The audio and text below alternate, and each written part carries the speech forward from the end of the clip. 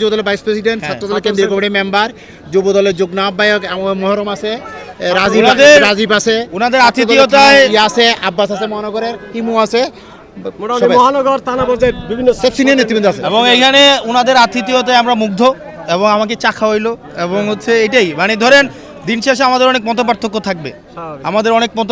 থাকবে, রাজনীতিতে। এটা রাজনৈতিক গণতন্ত্রের সৌন্দর্য। আবার একই সাথে সাথে আমাদের এই বেসিক রাজনৈতিক মতপার্থক্যের বাইরে গিয়েও আমাদের একটা হৃদ্যতাপূর্ণ সম্পর্ক থাকবে। এইটাই উনি আমাদের মেহমান, আমাদের কাছে আসছে, আমরা ওনাকে সসম্মানে বিদায় দিচ্ছি।